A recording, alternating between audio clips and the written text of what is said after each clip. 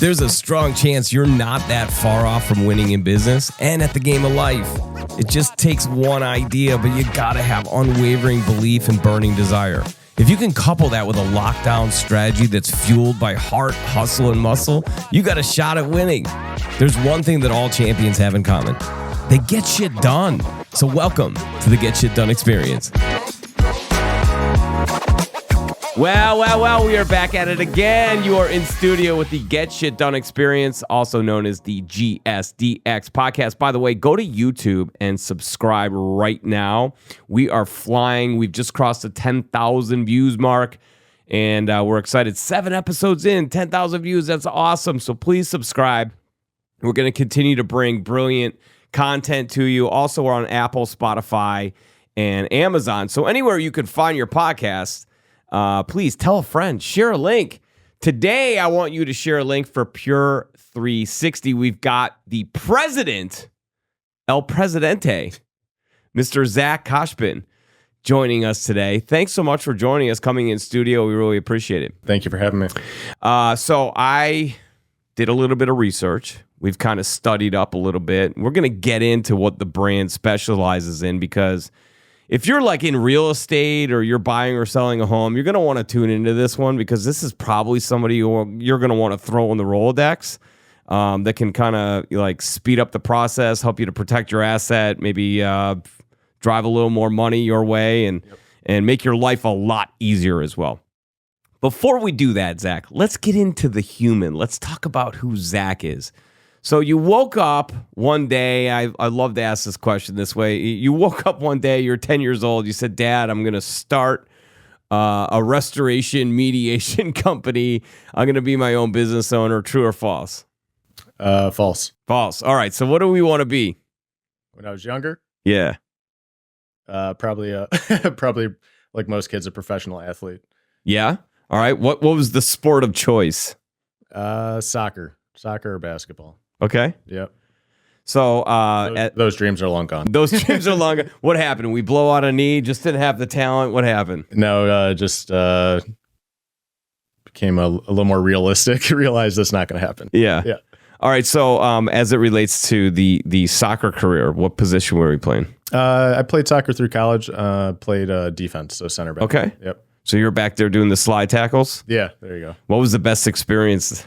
What college you go to? I went to Carthage College in Kenosha, Wisconsin. Okay. The whole experience was great. Just being on the soccer team, all the guys and everything. Yeah. So it was just fun just being able to play sports all through college. As you know, the premise of the show is the Get Shit Done experience, right? So we're talking about how you get shit done. So obviously going from, childhood to high school, I don't care what sport it is or what college it is, to go from high school to college is a jump.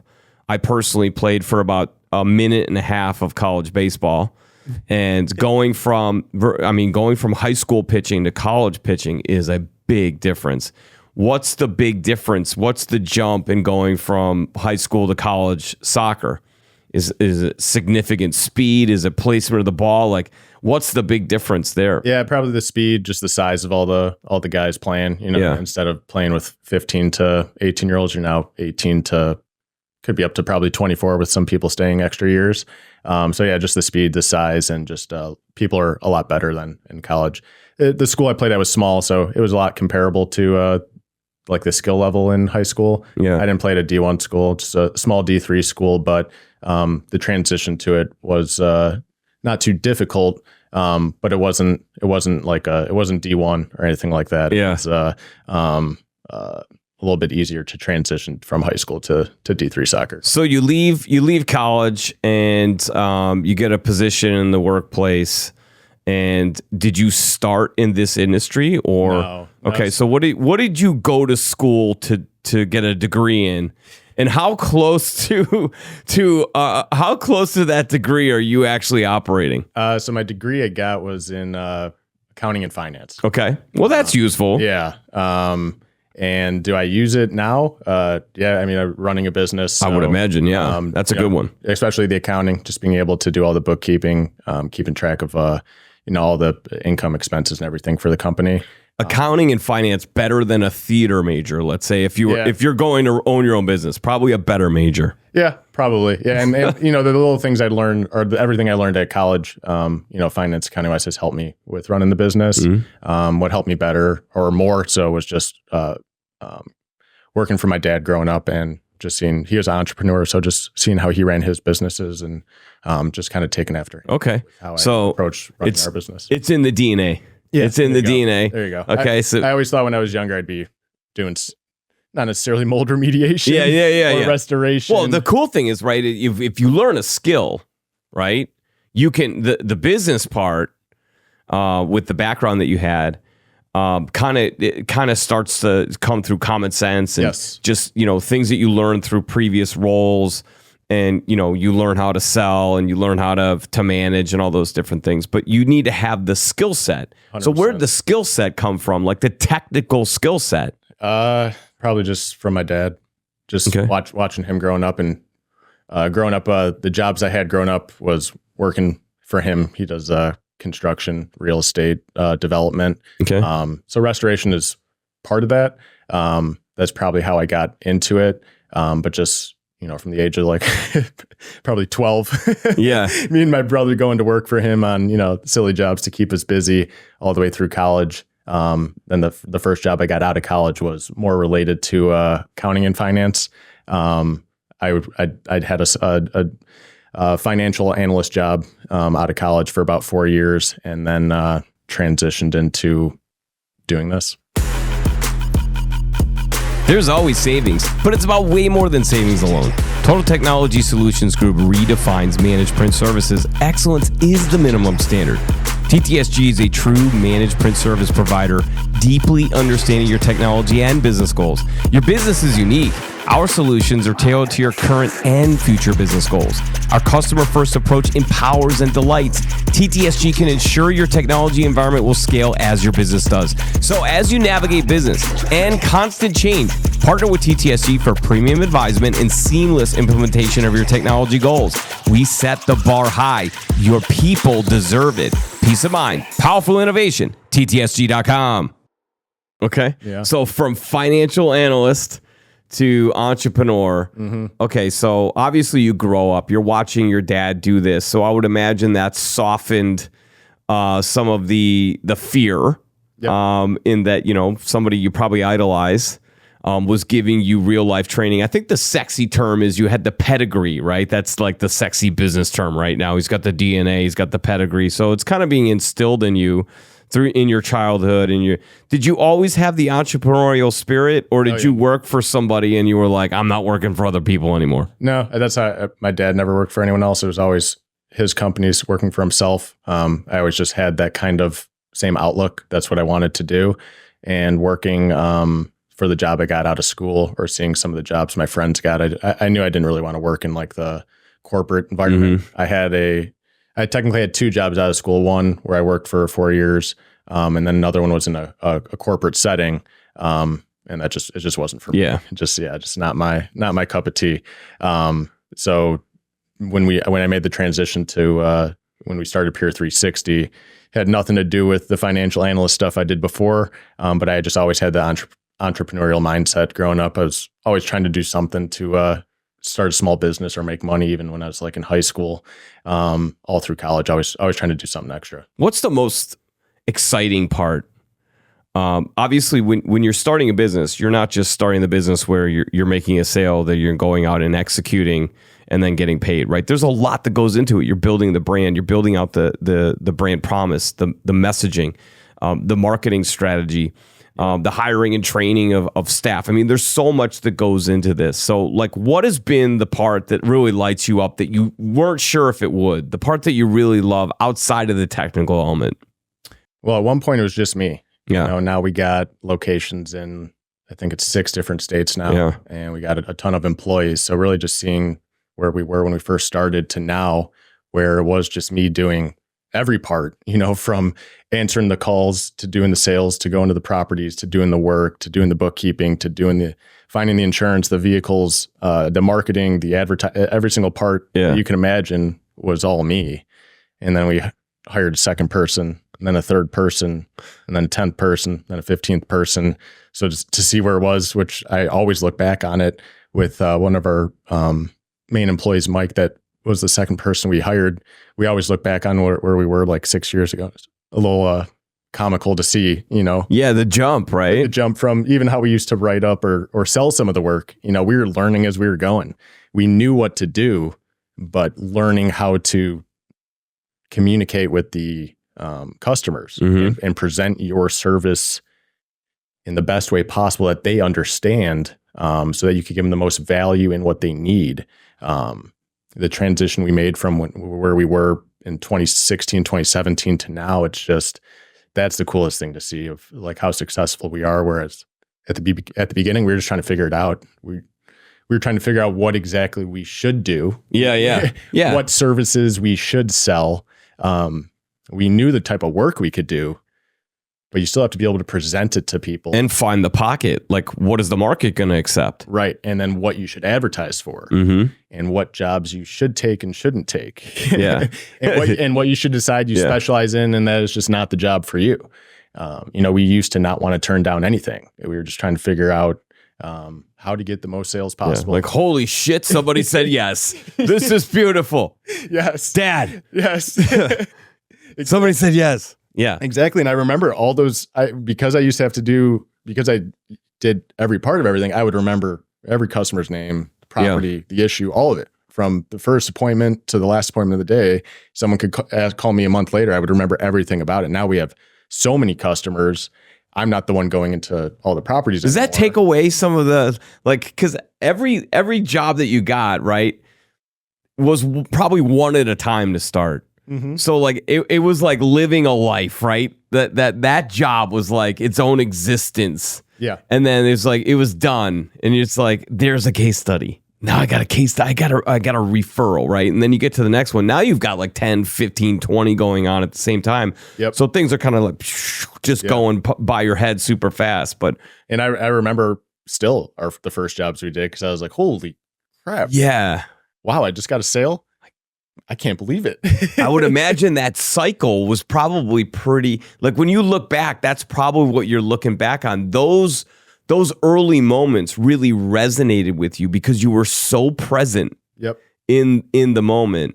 I would imagine that, is that taken away a little bit of the luster of being an entrepreneur? Obviously, it's great that you have more jobs, you're employing more people, you're making more profitability, you're servicing and benefiting far more people, right? So there's that purpose that kind of hits the heart. But does it take away from it a little bit that, it's like things are moving so fast and that I'm like not the one doing everything? Yeah, you're not like, hello, this is Pure 360. Yeah, is Zach in? Hold on, let me get him. Hello, this is Zach. That still does happen. I still do make myself available for kind of any customer that calls in or any of my employees. And I don't do usually the work in the field anymore, but I do go out in the field more so for like the large projects we have, and just helping my guys be as successful as they can be.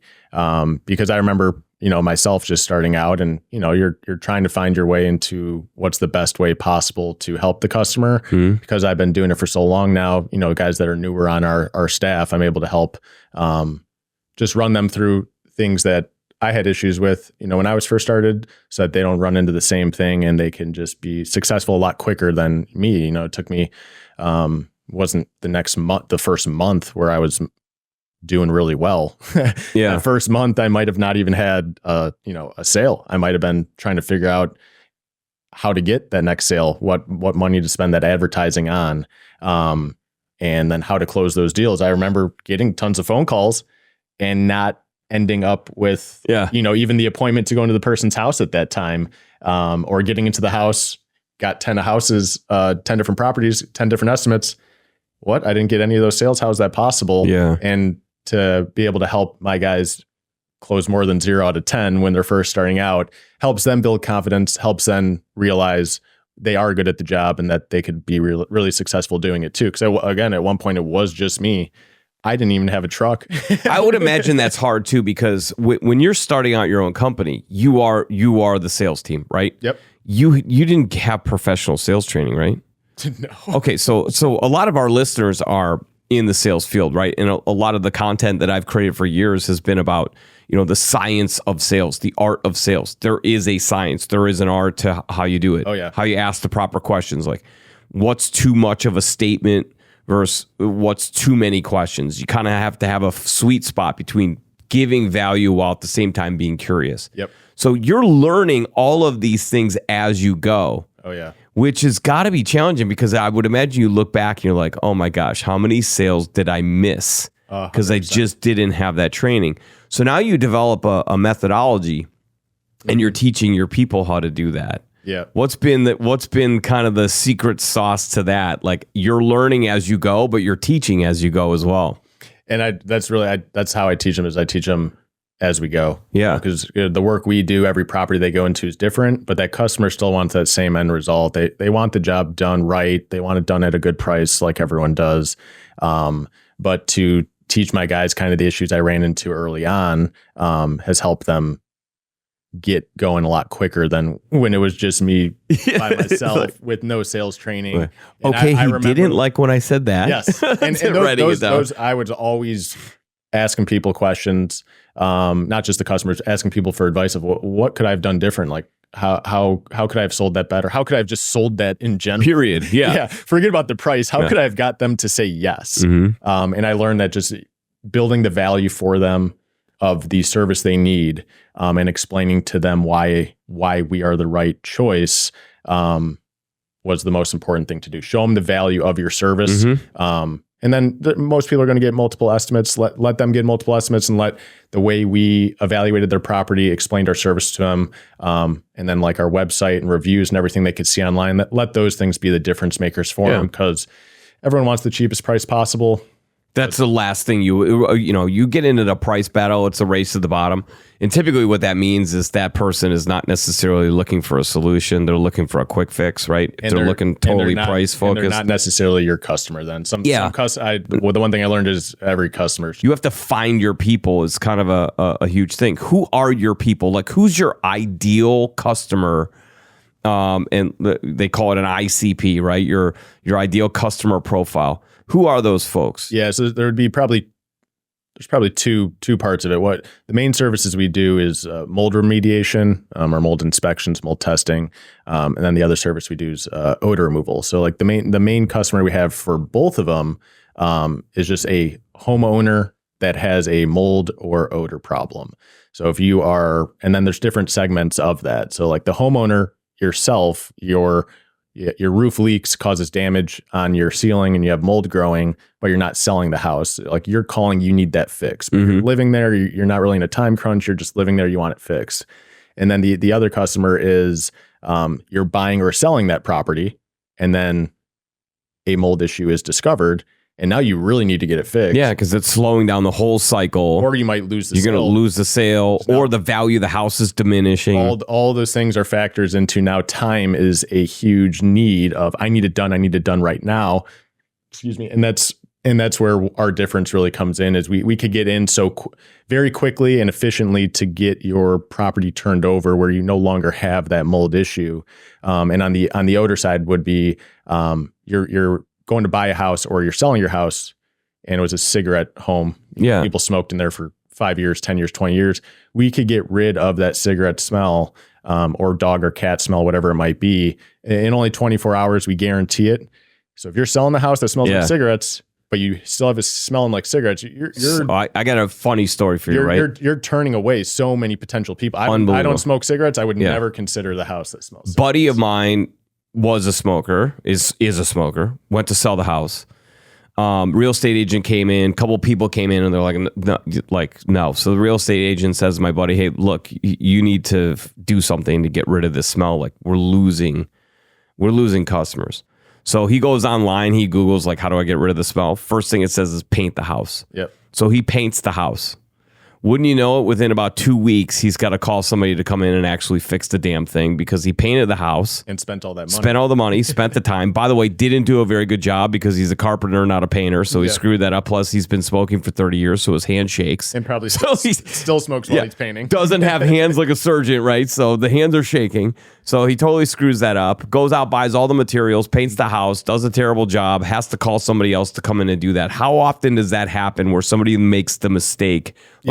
It's pretty common just because our service isn't cheap by any means. It's definitely a premium service. So, on the low end, probably you're looking at like $1,000 for our service for a small property. So someone hears that number, and although we guarantee the service is going to get rid of the smell, immediately they think that's too much money. I might do something by myself. I'm going to paint. And I mean, painting still costs a lot of money too, but they're thinking they do it by themselves. They paint. They're not a professional painter. Now they think they're not spending as much money, but maybe they spend $500 instead of the $1,000 or $2,000, but it took them a week, and then it looks bad. And they spill on the carpet. And they spill on the carpet. Now they got to replace the carpet. Yeah. And then those people sometimes end up calling us back after spending all that money. The most common things people do is they paint for the odor issue. They'll paint. They'll like get carpet cleaners in there to clean the carpet. And then duct cleaners in there to clean their ducts. Well, now you're hiring 3. Sounds like they need that accounting and finance degree. That's a lot of hiring. Oh man, to offset a cost that you just now doubled. Yeah, and there's nothing worse than hiring vendors or contractors, and now you got to hire 3 of them in that scenario, and then you got to schedule 3 of them, and they're coming into your house, and it's taken not just 1 day or 1 hour, it's taken multiple days. It's just a lot of wasted time, where if the most important thing is to sell their house for the highest value possible as quickly as possible, there's nothing better than our service for that. Because if your house smells like cigarettes today and we go in your house today for a treatment, we're not removing anything, we're not painting anything, we're not causing any destruction, we're just killing the smell, no chemicals, and we guarantee it. So when you go in your house tomorrow morning, no one would know that anyone smoked cigarettes there. Unless you got you smoke for 40 years, you got the nicotine tar streaks on the wall. You're going to have to paint for cosmetic purposes no matter what. But you're going to walk into a fresh you're going to paint it over. House. Yeah, but if you're having to paint anyways, if you're painting over that smell, eventually it comes back out. No, I mean, the paint can only hold the smell in for so long. Right. And then when people are painting by themselves or they hire someone, they're going to use usually the cheaper supplies, cheaper products. So now you're not buying the primer and paint that's actually good for locking in odors that could help. And then you're causing more of an issue. If you just go and paint your house with the wrong paint and you smoked in there for 40 years, visually, I have no doubt it will look good. It'll look good, but it might smell good for a couple of days. And then day 4 or 5, 6, now it's a mixture of the cigarette smell with the paint smell, which is probably grosser than just the cigarette smell. Then you get a bad case of the woulda, coulda, shouldas. You're like, damn it, I should have just done it the right way the first time, right? And then and the part where people is like, we know it's the right way because we do it. Yeah. But when people are calling, there's not really like 5 other companies doing the same thing as us for the odor removal or the deodorization service. So they're looking at it as I've never heard of that before. I don't think that's going to work. That's a lot of money. I don't think that's going to work. So I might try something else. I read online, I just got to clean my carpet and paint my house and it'll be fine. Is it like a too good to be true kind of a thing for them? They were like, how is that possible? Usually. Well, especially with the that's so tough to overcome sometimes because it's like, especially I see the value in that. I just don't believe that it could do that for that price. That's a tough thing to overcome. 100%. And that's really what I struggled with at the beginning. Yeah. Because you have to show the value of the service, and the value I'm going to prove it. Yeah, and the value of the service is that it works and it works quickly, and that we give a guarantee and we stick to that guarantee. So if we have to go back out to your house 2 times, 4 times, 5 times, you're not paying any more money. We give you that price up front. But because it's not a widely known service that you see all your friends and family doing all the time, you just think $1,000, man. I don't think that's going to work. Do you just want to be like, get in the truck? We're driving to a company or a house I just did this for too. Get in the truck. We're going. So sometimes I will just, it depends on the potential customer, but I will offer different scenarios just to show them. We're not going for a money grab. We're going to do the service right. or we're going to give your money back if we're not successful. Now, it's not just on the first time, because with odor, it just has to, we have to get rid of that stuff. It has to set sometimes, right? And then you got to come back and figure out if it worked and then do it again. And some properties just have, a property that has carpeting all throughout is a lot different than a property that just has hardwood. Property that had a 6-month smoker versus 10-year smoker is different. Property that had someone smoke in their garage versus chain smoke in their bedroom. All those factors are different. We've done all those properties, from minor issues to the worst thing the worst possible smell and issue you can imagine. We've done all of them, and we've been successful with all of them, but getting the person to believe it's not just a too good to be true was the struggle, because not just the too good to be true. They're thinking, how could it work? But the second part is, man, that's too good to be true. And they want to charge me that amount of money. Yeah. But the amount of money is really minor. It's not too good to be true. It's minor when they realize I'll be able to sell my house quicker. I'll be able to sell my house most likely for more money. And you're not deterring away over half the potential buyers if your house smells like cigarettes. You got to look at it as an investment, not a cost, right? Yes. I mean, that's the thing, is like, that's probably the hard thing, is because they're looking at a pricing menu, and that's always the hard thing. They look at the pricing menu, but there isn't like a pricing menu that goes, but within 3 weeks, you will sell your house for 10 grand more than therefore profiting 8,000. Yes. Like that's not in the menu. And I can't guarantee for someone I'll sell their house for more. There's so many factors. Because that's up to the real estate agent. Yes. Like coming through. So many more factors besides the smell of it that could change you selling your house for $20,000 more, $20,000 less. You have a bad roof. That's not my problem. No. And I can't fix that for you anyways. No. But there's just so What many if your roof variables. Smells? That's weird. That would be really weird. That's a totally different business. Yeah. If it smells, you probably got a leak in the roof and it's all wet, and that's why it smells. So speaking of building out the business, obviously we're talking about the products and services, but let's talk about, like, as I mentioned, you had to figure out how to sell. Yep. But you also had to figure out, like, what's the brand promise. So you can't have a brand promise necessarily. Maybe you can, I guess, if you've had a couple businesses. But when you're starting a business out for the first time, it's tough to kind of come up with a brand promise until you live enough and do enough stuff to know what you actually can promise and that you actually can fulfill, and that meets your purpose in life and actually is a benefit to customers.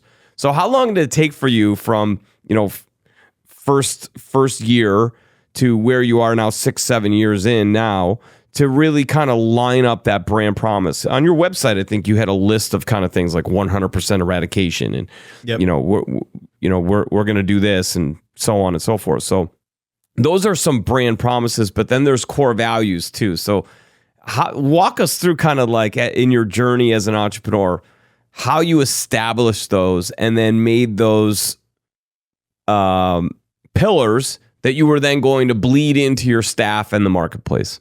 I'd say the two main points we have with all of our services is we give 100% guarantee on the work. So whether we are doing a mold service at your property or the odor service at your property, we're going to do it right. And we're going to come back at no charge if there is a issue that comes up later on. So like for the mold work, you have to pass a mold test in order for the property to be considered clear. Somehow we failed that mold test, or mold is regrowing without a new water issue. We're coming back to correct that, whether that's the next day or a month later, whatever it may be. If an issue comes up after we just serviced your home, you just paid us, I don't care if it's $500, $5,000, $50,000. You paid us a lot of money to fix your issue. We're going to stick to that promise that we made, because that's why you hired us, and we're going to come back and correct the issue if needed. Same with the odor. If I treat your house for cigarettes, 5 days later, you're like, Zach, my house smells like cigarettes again. What did I pay you for? Yeah. We're coming back to get rid of that issue because that's the guarantee we gave you. And that's one of the reasons our customers hire us. The guarantee sounds great, but when you have no reviews, it doesn't really matter. And that was the thing I struggled with at the beginning. Was I would tell people, oh, it's guaranteed, it's guaranteed, it's guaranteed. Then they'd be like, well, you have 7 reviews. Like, have you done this for like 7 people? And now getting reviews, though, let's be honest, getting reviews now is freaking hard. Yes. People, like, we've been reviewed to death. There was a time where it was like the new thing. Like, oh, cool, Yelp, I can speak my piece.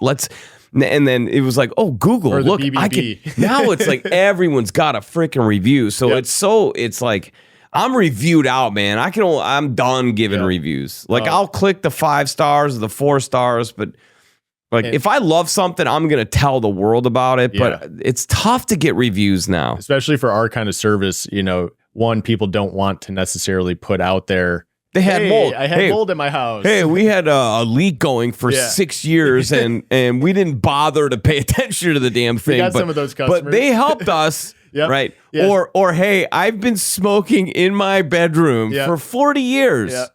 Let me tell the world about how they fixed this, right? That's probably tough to get a review on that. Even if you're leaving a review, you can leave it anonymously, I guess. Sure. With at least how Google works, you could click on the person's profile and see who they are. So it was really difficult at the beginning. But now, all these years later, we look at it. We have all the location. We probably have over like 2,000 reviews on there.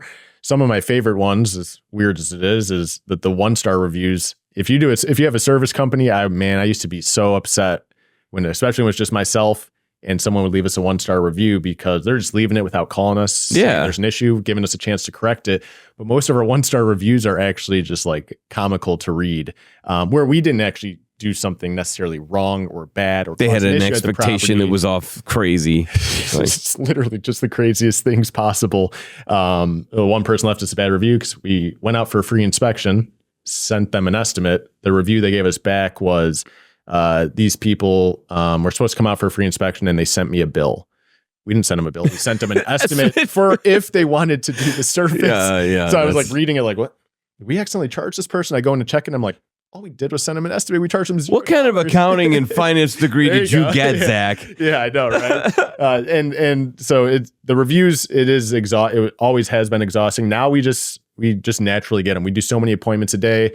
Every person doesn't leave a review, but when we get a review, I like getting the ones where people leave some like at least some good comments. If someone just leaves a 5-star, doesn't write anything, and people will sometimes say, oh, your reviews are fake because we have so many.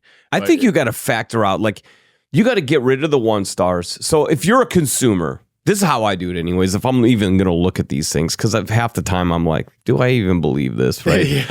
But what I do is I take the 1-stars and I go, no. Because more than likely, if you're leaving a 1-star, it's probably a you issue. You got to scan over just a couple. You might have a you issue, okay? And then the 5-stars, I probably throw out as well because, there are people who are like, oh, so they just will 5-star everything, right? It's interesting you say that because someone left us a 4-star review one time.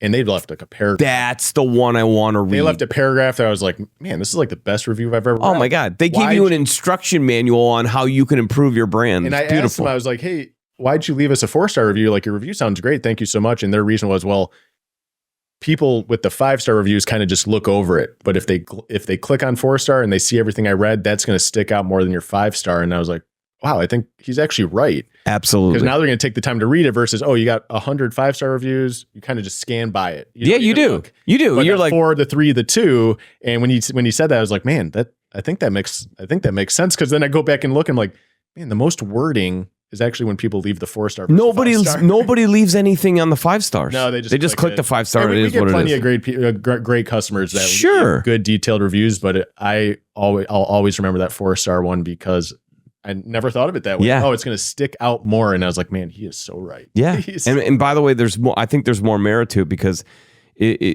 I want to work with the company that maybe, has like a 4.5 or 4.2 or whatever. But I want to work with a company where I know that those reviews are real. Yes. And service company, good luck just staying at only 5 stars. I mean, our team's fantastic. But you're human, right? Last I checked. And you could be the best person. You're still going to screw up. So if you see a service company of any service, not even in our same market, that has just 5 stars, that's great. But it's hard to stick to because it's just impossible. If you're going into people's houses every day, all day long, and you're dealing with 20, 30, with 40 a problem a day, with a problem that they don't want to deal with, don't want to spend money on, you could do the best job ever. They're still upset that they had to spend any money, and then maybe they're having a bad day and they got to take it out on someone. You might be the lucky person they're taking it out on. So 5 stars, holding that 5 stars, just really, really tough. I'd say we have a ton of Google profiles because we have all the different service locations, and all of them are for sure 4.5 and above. I don't think any of them are still at 5 stars. It's too hard to hard to hold it, and I think it makes you look like more of a legitimate, authentic company. It looks like you have people who actually really are taking the time to review your organization, which is good. Yeah, you do a great job, and you accidentally, I don't know, spill something in their house. You still did the job great. You fixed the thing you spilled, but that's what we always do. If we make any mistake, even if it's unrelated to the service, we cause some type of damage to the property. We spilled paint. We, I don't know, left mud mark on their carpet somehow, even though we wear booties in the house. We're always going to correct those issues. That's the one thing we do stick to, because I don't want any customer to have a bad experience with us, whether it's doing the service itself or leaving a bad taste in their mouth when we're leaving. For whatever the reason is, we always want them to leave it. IT decision makers, this might sting. Frustrated with IT issues, security threats, and the stress of your technology infrastructure, your technology should blend seamlessly with your business objectives. Technology infrastructure management with limited resources can be exhausting and counterproductive. Do you have an MSP but still have problems and technical hiccups? GSD's advisement, proactive maintenance, cutting-edge cybersecurity, cloud solutions, data backup, and local 24/7 help desk can change the game. Your technology should outpace your business operations to allow for growth, and proactive strategies should prevent issues before they arise. Get back your time and your money with GSD. Drive business forward. Leave the technology to GSD. GSDnow.com. If you're listening to this right now and you just heard the word booties put on your shoes, internally you giggled like I did, then you're on the same level of immaturity as me. Yeah. Hi. After I said it, I was thinking the same thing. I mean, what a great word, booties. I knew what you meant, but just the fact, it's rare that I get a booties statement in a podcast. So thank you for that. This is clip worthy. Yeah, clip it. We appreciate it very much. All right, so let's get into it, Zach. Where do we find you if you're not working? What's your thing, man? What's the hobby? Are we still sports? Not playing them anymore. Why? Yeah, watching. I did see you limp in here. That was weird. Oh man. Yeah. I mean, I do work a lot, but not actively playing sports anymore. It's been a while doing that, but just watching sports, hanging out with family and friends. Okay. Cubs or Sox? Cubs. Oh man. Amen. Are they going to make the playoffs? I hope so. They finally have a winning record again. Better chance than the Sox, I guess. Yeah. Oh my God. Well, I'm talking about this year, right? The major league teams, not the minor league teams. Gosh. Wow. Yeah, Cubs fan, Bulls fan, Bears fan. Caleb Williams, the real deal. I hope so. I mean, it's been a while since we've had a solid quarterback. He looks good. While meaning like Sid Luckman. That's before my time. I'd say the best quarterback I guess I've seen would be Cutler. Has to be Cutler. Yeah. And by the way, Cutler, that team just couldn't put it together, man. Yeah. And injuries too. First year, I think Cutler's best year, Urlacher broke his wrist, I want to say, game 1, right? And then the year that they made it in the playoffs, they were cruising along, and then he blows out his knee in the playoff game against the Packers. Everyone thinks he was a wuss and whatever, but he had like blown out his ACL. Oh, Cutler. Yeah. So it just never lined up. What a shame. But I'm a huge sports fan, and but not a White Sox fan. All right. So what other things are kind of driving you as a human? Obviously, you mentioned your relationship with your father. I would imagine that's your absolute mentor in life. It's the company's not mine. It's I started it with my dad, so that's awesome. Technically his company, but he doesn't do anything with the day-to-day. It's just he helped me get it all started, and was just me, and now I'm overseeing everyone else. I love it. So what are some of the lessons that your father has instilled in you? I'll give you an example for me, right? So you would have thought that the world was ending if I didn't tie the garbage bag properly, okay? For him, it was not necessarily the fact that, if you didn't tie it right, it would stink and raccoons would come and knock over your garbage can or whatever. For him, it was more of an indication of how you do one thing is how you do everything, right? And so he would say things like, if, once a shortcutter, always a shortcutter. Like if you shortcut this, you're going to shortcut other things, right?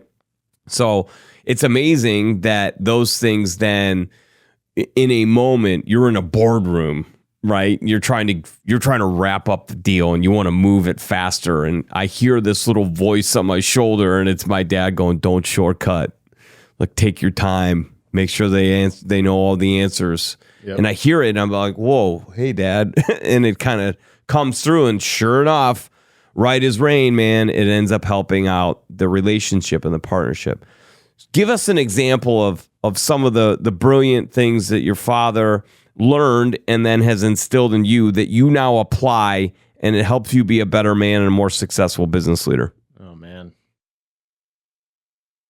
I mean, he just instilled hard work, good work ethic since when we were younger. Yeah. Part of it would be we would have to work. Me and my brother. My brother's 18 months older than me, so I was always with my brother. We would as long as we had good grades, played sports, we didn't have to have a job.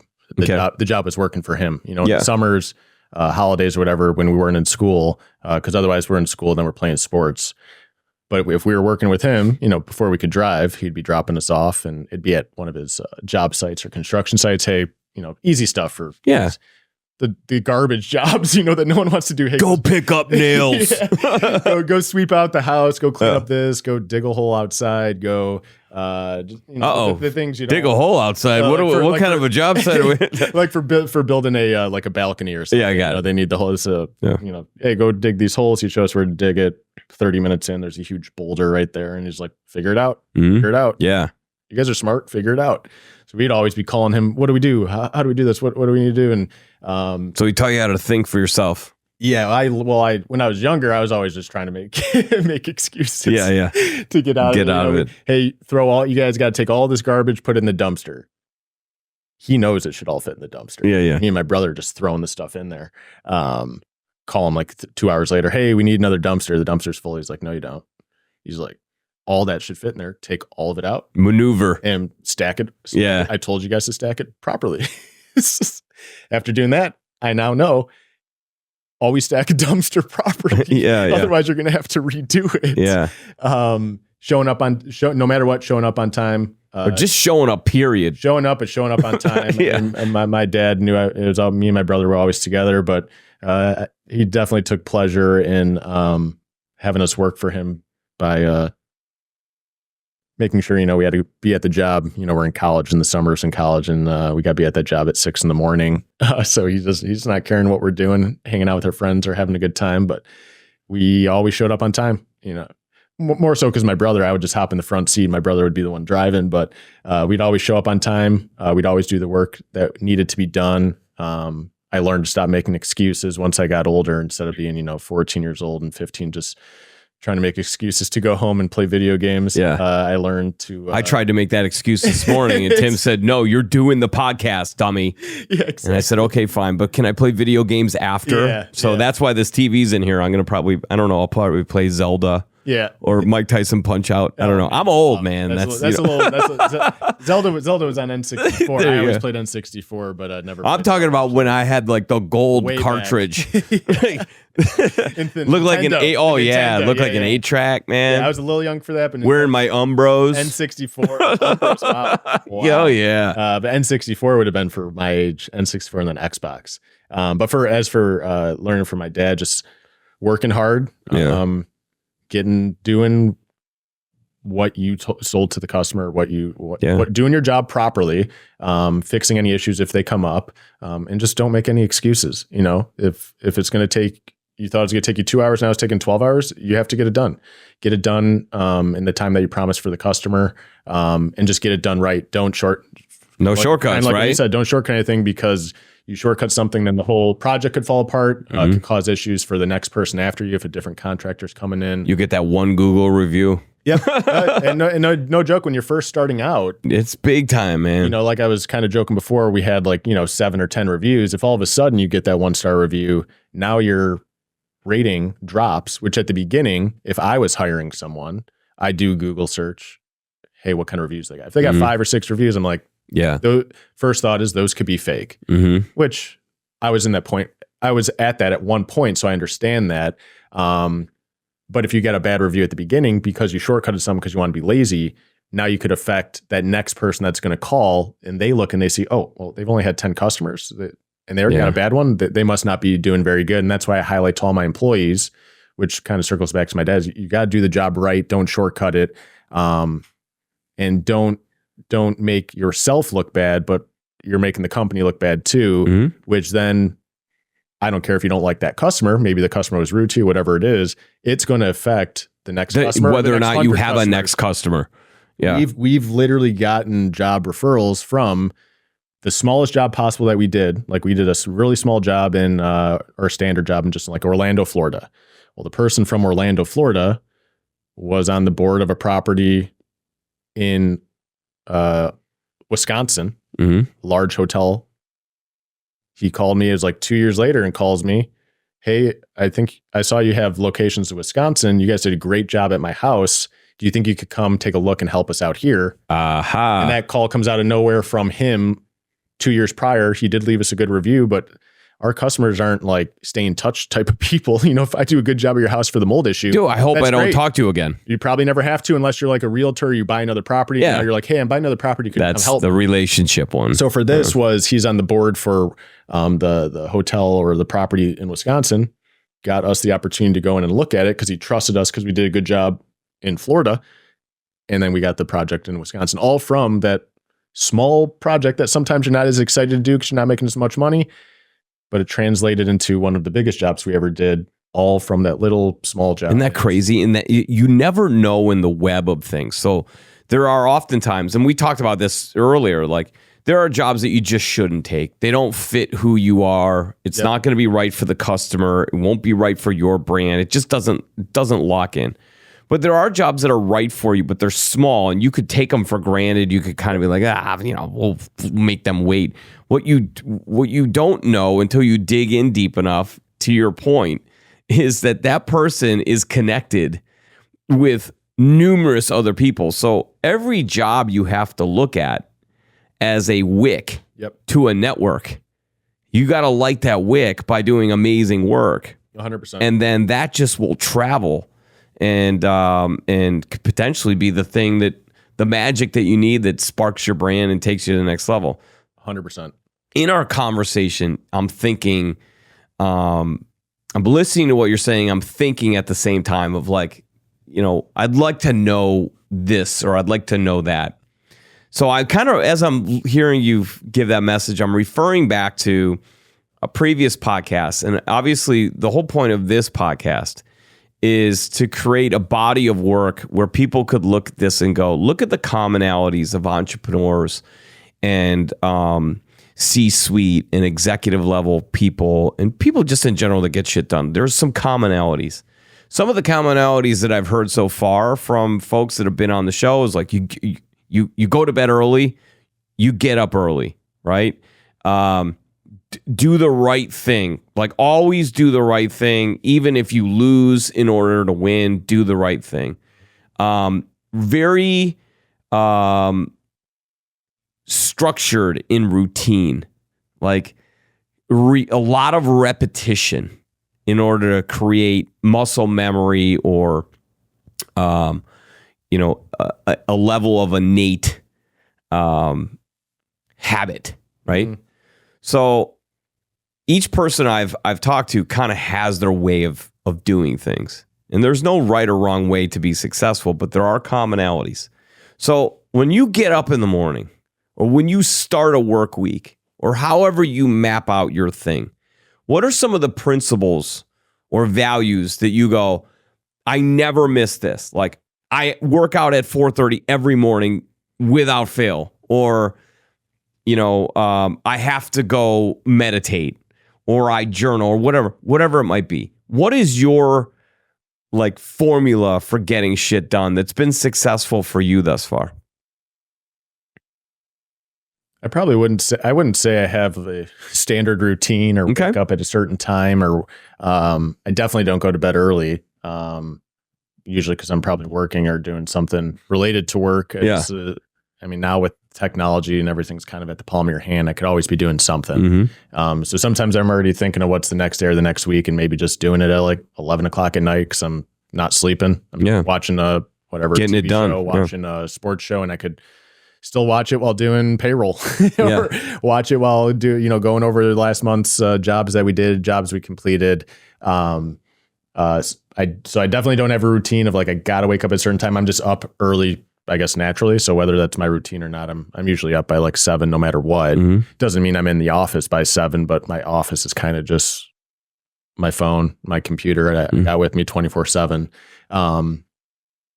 But part of my routine would just be scanning over, the work that we're doing, making sure everything's in order. I have guys that take care of that, but I always like making sure, even though I'm not doing the work in the field anymore or overseeing every single project like I used to, that I know what's going on. I know, the customers we're dealing with, the issues that we're dealing with, any potential fires that are happening. When I say fires, I mean problems that, maybe a customer is calling and complaining, or we're having an issue at a job that's taken longer than we were expecting, because most of our jobs are pretty quick.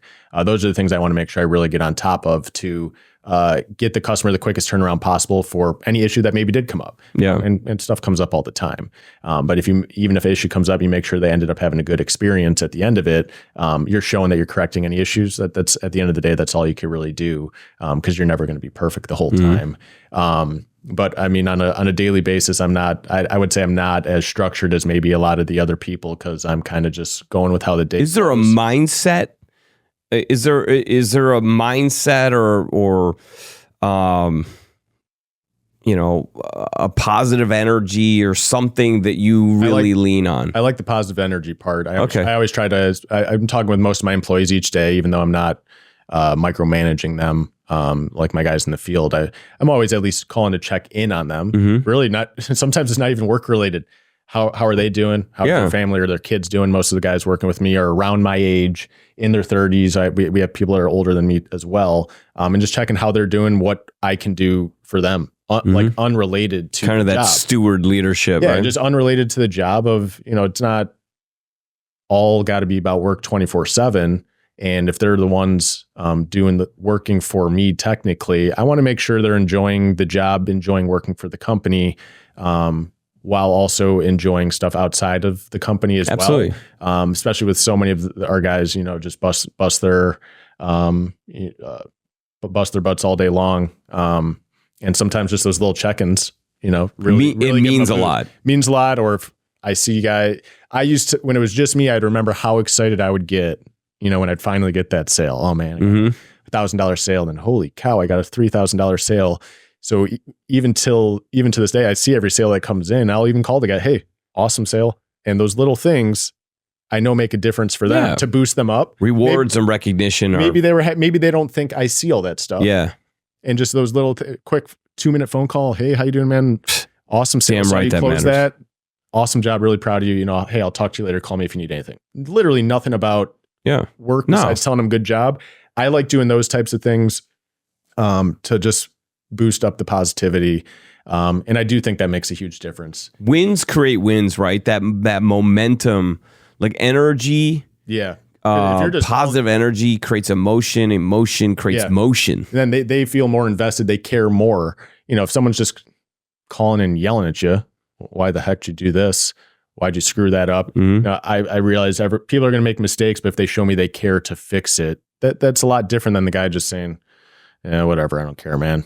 I'm just here for my paycheck. It's just when they messed up, they know they messed up. And then together we figure out, this is how we're going to fix it. This is how, and we might lose money now on that job that we did. And there's been plenty of jobs like that where we made a mistake, caused damage to the property for whatever the reason was. And then now we had to correct that's it. not the time to And even to get on the employee. The time is to solve it for the customer. Yes. And then you can have a conversation after the problem solved with the employee about how do we make certain that doesn't happen before, or how can I help you so that doesn't happen again, right? That's the approach I take, because I don't think any of my guys would be doing that on purpose, and they definitely aren't.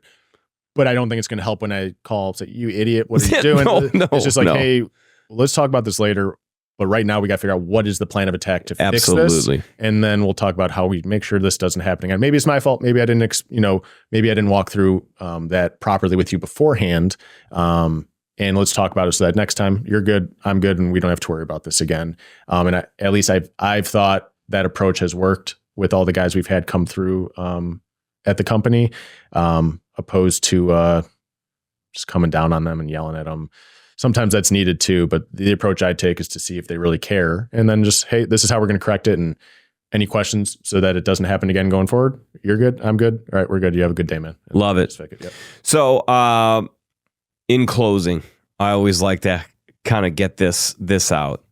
Obviously, 6 years in business, you've made it to with COVID, yeah, but you've made it to to get past 5 years is pretty freaking hard for a small business. Yeah.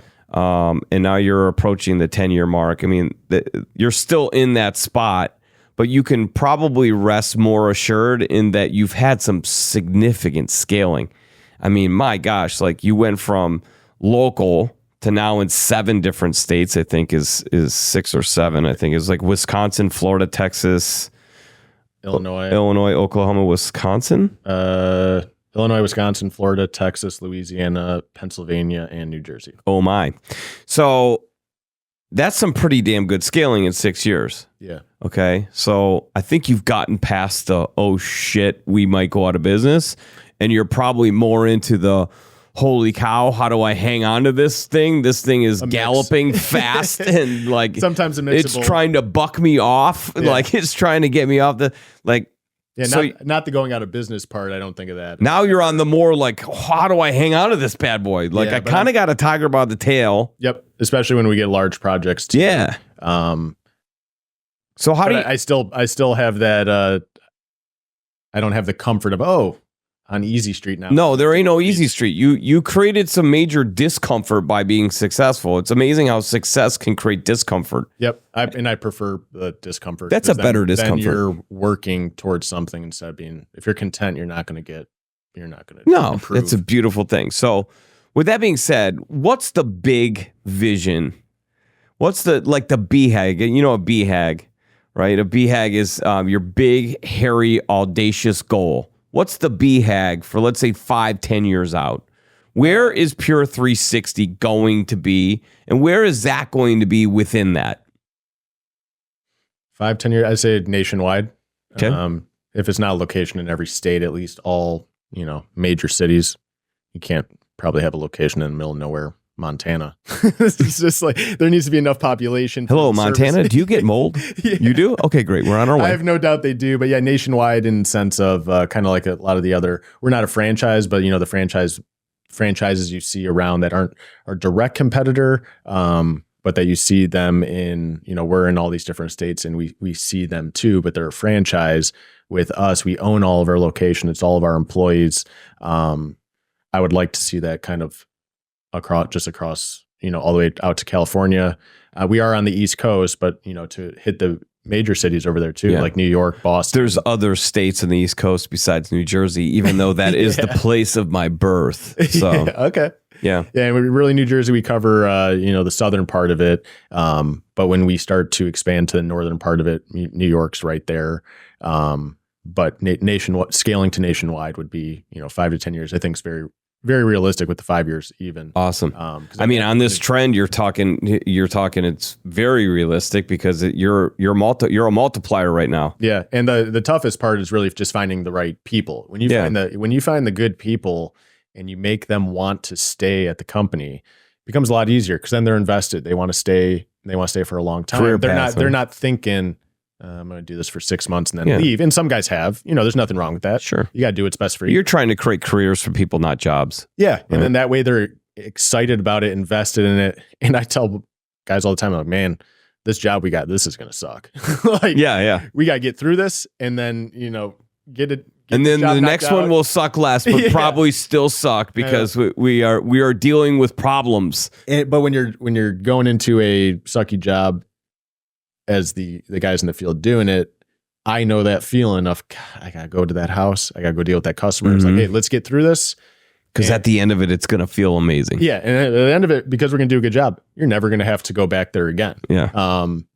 If they're just the person that doesn't care, they're not as invested as the person that really cares and wants to keep moving forward. All right, let's knock that job out. And then we're going to have an early day on Friday, have a nice weekend. And then we got a full schedule next week. And they're excited about those jobs and they come in, opposed to the guys that don't have as much care. They're like, oh man, I have a job on Friday. I have a job on Saturday. Cause we do jobs on the weekends for some people, especially like commercial properties. If we're doing an office building, they need their employees out of the building.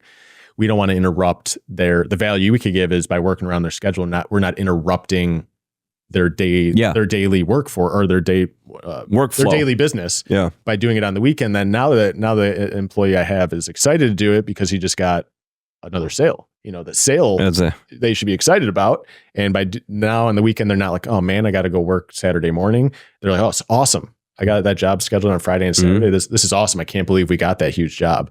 But when the guys are invested like that, it makes it a lot easier for expanding. Because if you hire I want to open New York, I just find someone random, and then after a couple months they're gone. Now that's just not the best way to do it. When you hire people like that too, that means that they're focused on the total experience. They're looking for a career.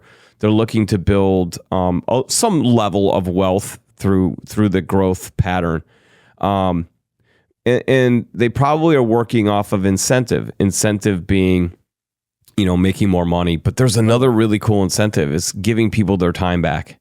And I think you made mention of that. Like, when people get a job wrapped up, they're able to cut out early on a Friday, but then they got another cool job starting. Yep. I think people take for granted how money isn't always the motivator. Sometimes it's giving people back their time and giving people freedom to go do the things that they love. Oh yeah.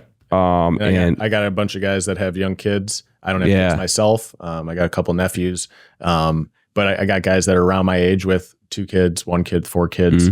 And I know the value that they get when they can call me or say, hey, my kid's got a ball game. My kid's first day of school is next week. Do you mind if I start late? And my answer is, no problem, man. That sounds good. I'm excited for them because now I can see that they care so much about their family. If the minimal thing I do is say, you could start late, and now they're happy. Now they're excited. They're going to work harder. They're going to work harder, more passionately, 100%. And they're going to care. Yep. And now they'll do anything for you. Yeah. Because they're going to have the same understanding for you because this is your baby. Yep. Exactly. And I take that approach with all my guys. They don't all have kids, but maybe something else is a little more important. Well, yeah, it could be their beer league softball team that they travel the country and they're the number 4 hitter and all they do is hit ding dongs. Yeah, exactly. And man, they got a game started, doubleheader starting at 5 and it's a 25-minute drive and hey, can I cut out? Like that kind of stuff matters to somebody. So everyone's situation is different, and if you can create an environment where you can you want to standardize some things, but other things you really do want to customize to the individual and be flexible. Yeah. I try to see what's important to them, like when I'm hiring them, and then just use that to help make their experience at the company something that they like. Because again, there's gonna be days that anyone could have a bad day.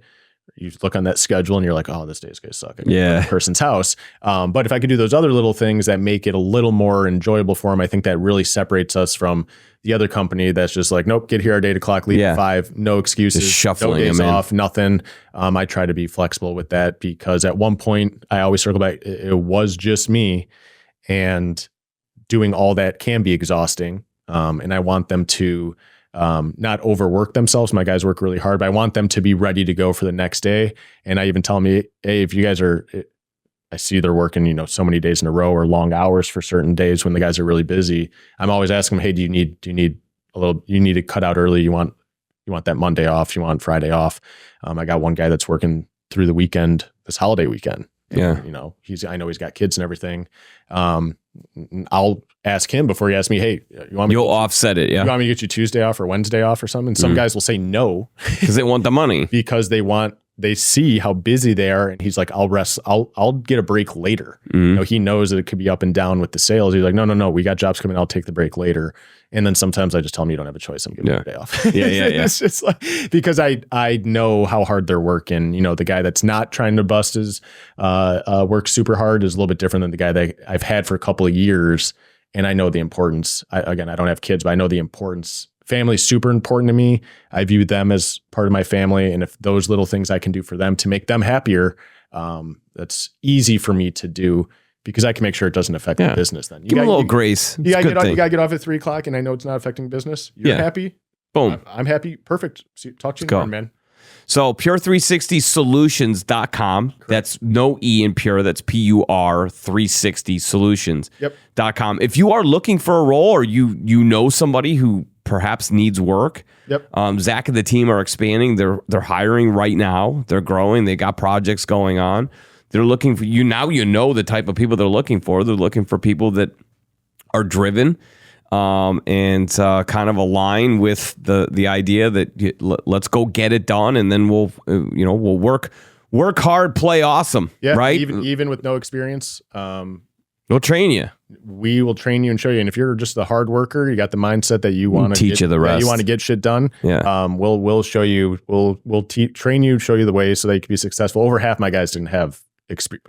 This isn't really a field you have experience in. If you just I grew up fixing mold. This is something you definitely have to be trained. But bring me heart. I can teach you the rest. Exactly. Right? Exactly. All of our guys are great, but a lot of them did not come from the background, and they just said, "Show me what to do. Awesome. Show me how to do that, and I'll get better at it. I will get better." And if guys are showing they're going to get better, I don't care about everyone always thinks resume is so important, and it's definitely important. But for this type of job, I'd take the guy that will work hard and just show up and say, teach me. Yeah. And actually focus when be you're coachable them, instead of being like, "Oh, can you show me that again?" Yeah. If I got to show you that again, it's fine. But if you ask me 40 times, there's no more 41 show me again. We're missing something. No, all right, that's a no-go. All right, Zach, final thought. What are you grateful for? I am grateful for my family and all my employees that bust their ass every day for me and my company. I love it. Zach, I want to remind you, sir, got shit done. Congrats. Great job. Cheers.